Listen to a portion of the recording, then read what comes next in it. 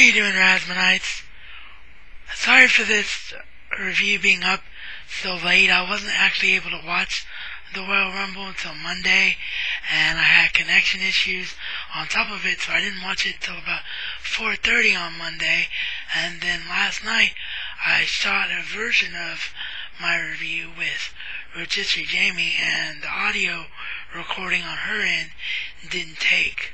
So this is my second attempt at doing this. I knew it wasn't going to go up till Tuesday anyway, but since it's my second take in doing it, I'll just fly through the Royal Rumble portion of it, and then I will touch on some key points of Raw last night. I normally don't talk about Raw because there's a million different people that do that, but there was some big key things that happened on Raw last night, so I do want to touch on it.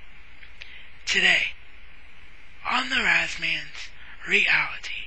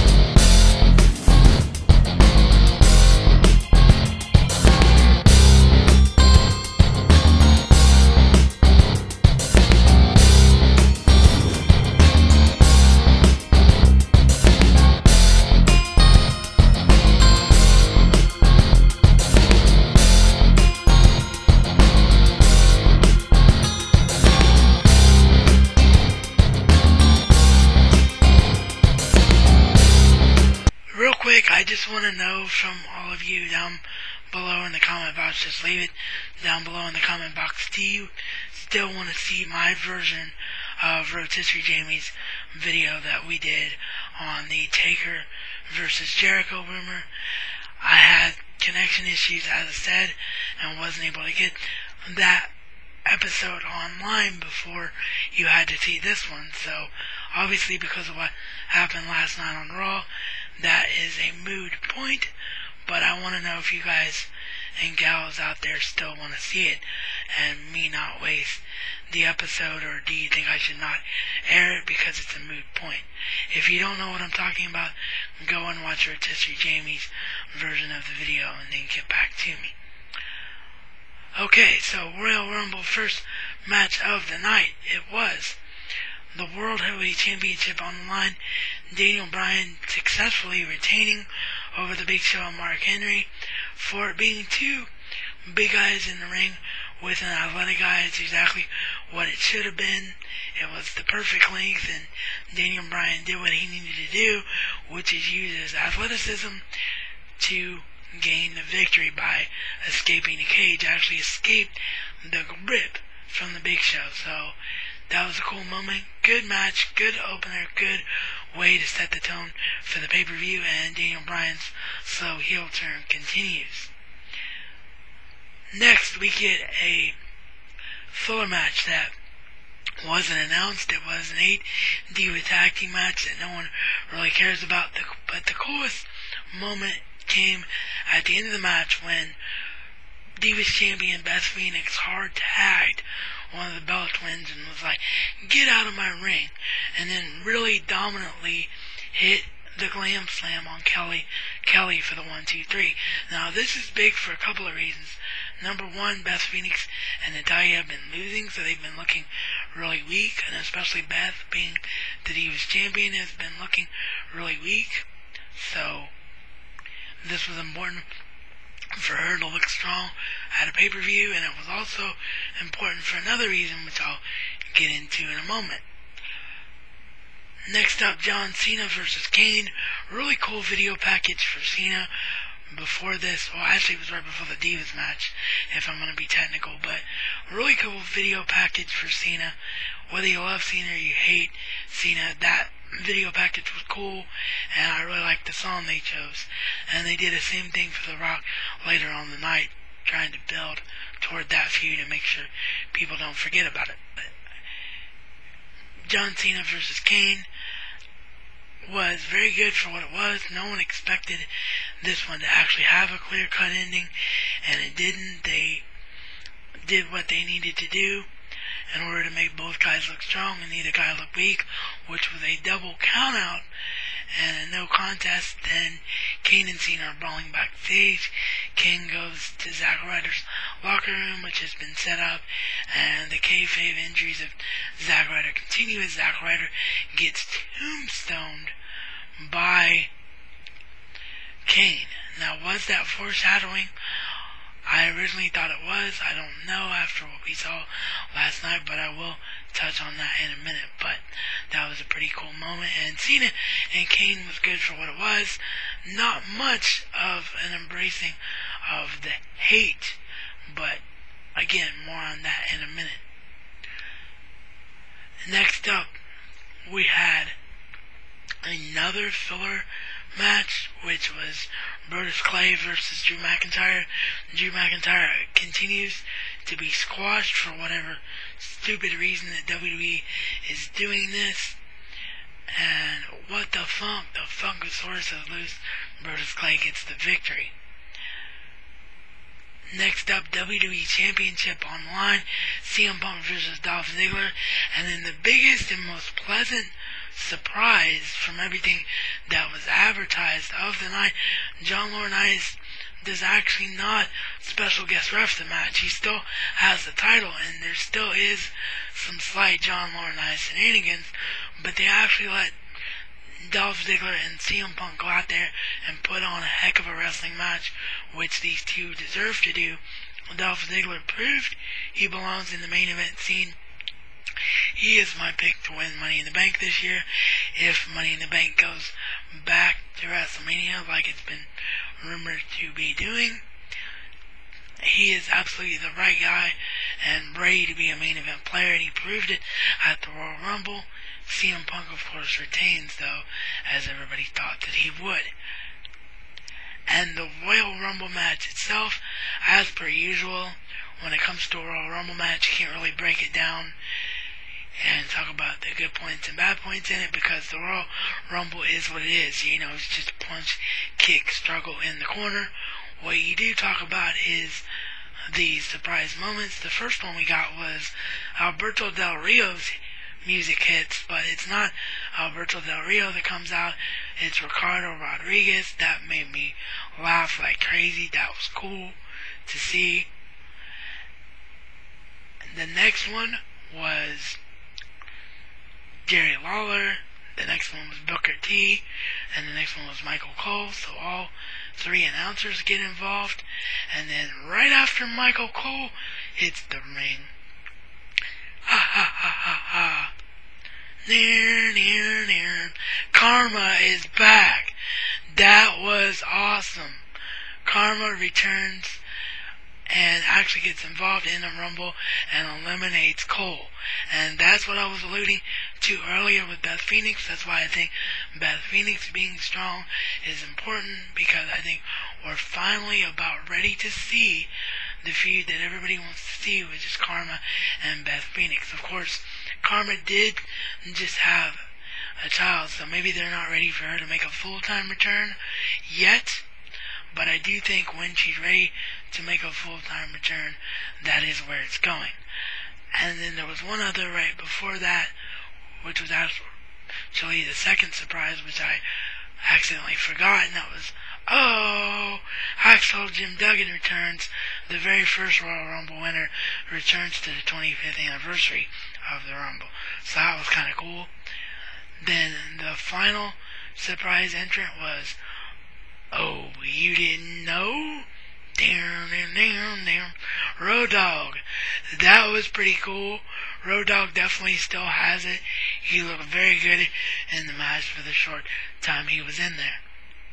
So, the final four of the Royal Rumble comes down to Randy Orton, Sheamus, Chris Jericho, and Wade Barrett. And the final two come At least I think it was Wade Barrett. Wasn't it Wade Barrett? I know Randy Orton eliminated Wade Barrett. That much I know. But anyway, I know for a fact it was Randy Orton, Chris Jericho, and Sheamus were among the final three. In the end, it comes down to Chris Jericho and Sheamus. And in the surprise of the night, it isn't Chris Jericho that wins the Royal Rumble. It is the Celtic Warrior, also known as the Great White himself. Sheamus gets the victory. Now, me being a Jericho #1 fan for life, I am disappointed on some level that Jericho didn't win, but everybody knows that Jericho didn't need the Royal Rumble victory to get over.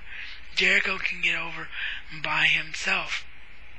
So it was a cool moment because the Royal Rumble actually did what it's supposed to do for a change, and that is put a guy over and elevate a guy to the next level. I know that Sheamus was a two-time WWE champion before, but he was a rookie. He wasn't ready for it. He didn't really work as a heel. Now they've taken the time with him. Now he's ready. Now he belongs in the main event scene. So the Royal Rumble did everything that it was supposed to do. And yeah, I know it did it last year with Alberto Del Rio winning it, but I thought it was too soon for Del Rio. This is the first time in a long time that I feel like the Royal Rumble served its real purpose in many, many years. So really appreciated the Royal Rumble this year. Really enjoyed the pay-per-view from top to bottom, except the filler matches, which I didn't think needed to be there. They could have stretched out the WWE Championship a little bit instead of having those two stupid filler matches. Okay, so the key points overall that we have to talk about. There was more progression in the embracing the hate between Cena and Kane, and I'm really surprised that they're actually letting this feud go on for another month with The Rock on the horizon for WrestleMania. I thought maybe Kane was going to go off in his own direction and face Taker. I still think that that might be a possibility, but it's at least less likely because of what we saw last night, or maybe it's more likely, but I'll get into that in a minute. But like I said, I'm really surprised that this is going to go on for another month, because I don't think that either one of these guys came for his return, and Cena, because of the feud with The Rock coming up, can afford to look weak. So I thought that it was just going to be a 1 month off thing. But if they do Cena versus Kane again at Chamber, somebody's going to have to get a clear-cut win, unless The Rock gets involved. But the only problem with that is it's the same booking 2 months in a row. So it's going to be interesting, but Cena definitely was dominant over Kane last night on Raw. First time that anyone's been dominant over Kane since his return, so it was cool to see the progression of that storyline. Then John Laurinaitis makes a match of CM Punk versus Daniel Bryan, World Champion versus WWE Champion.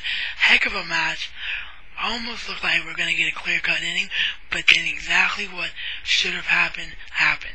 Who comes out but Y2J, the man himself, Chris Jericho, attacks Daniel Bryan, throws him out of the ring, and hits the code breaker on CM Punk. Earlier in the night, Chris Jericho surprisingly was announced as one of the participants in the Elimination Chamber. And I say surprisingly because I thought if they were going to do a Chris Jericho versus CM Punk confrontation, they would leave any contact between the two until WrestleMania. But I like this and the way they're doing it. And the fact that Daniel Bryan got attacked too, even though Daniel Bryan is a heel, and even though Sheamus has a title shot, I still think that there might be some kind of way, some kind of possibility that they set up a best in the world match between Jericho, Punk, and Bryan. I still think maybe Bryan could go over Sheamus at WrestleMania, and there ends up being an undisputed championship match. I don't know whether or not that would be announced by who's ever in charge of Raw or SmackDown or both, but I still think that's a possibility that it could happen. But clearly we are going to see Chris Jericho versus CM Punk one-on-one, one way or another, no matter who's champion at WrestleMania. So that was cool to see that finally being set up if it's a one-on-one match. And then the final key point overall, this one was big. Everybody was looking forward to the John Laurinaitis Triple H confrontation. Triple H announces that the board of directors realizes that he has put all his personal issues behind him, and he can come back and run Raw anytime he wants. He calls Laurinaitis for all his crap. He's about to say, "I wish you well in all your future endeavors," but then all of a sudden, dun, na, na, na, na. That's right, Taker is back. I'm sure everyone in the world, I haven't checked my YouTube emails today, but I hope that Rotisserie Jamie, Simply Flawless, and all the other Taker marks had their camera, but especially Rotisserie Jamie, because she's my best friend in the whole world, one of them. I can't wait to see her reaction to Taker returning, but that's right, Taker's back. He confronts Triple H and does the slitting of the throat, signifying that he wants a match with Triple H at WrestleMania. But then Triple H just acts like the COO. He just pats Taker on the back and walks off. So will this match happen, or does Triple H not want Undertaker anymore? Does he think that part of his career is behind him because he couldn't get the job done? I still think it's most likely to happen, but the way Triple H played it off last night was very, very interesting. Everyone remember to enter my Blu-ray giveaway contest. I've decided to extend the deadline of that for a week because of all my connection issues, me not being able to get the videos out that I wanted to. Everyone has an extra week to enter, so that video down below in the description box. Like I said, let me know if you want to see my version of the video that I made with Rotisserie Jamie that's on her channel, on this channel, or not, because if you do, it'll be the next episode. This is reality according to the Razman. And Razman style is not just a catchphrase, but a way of life.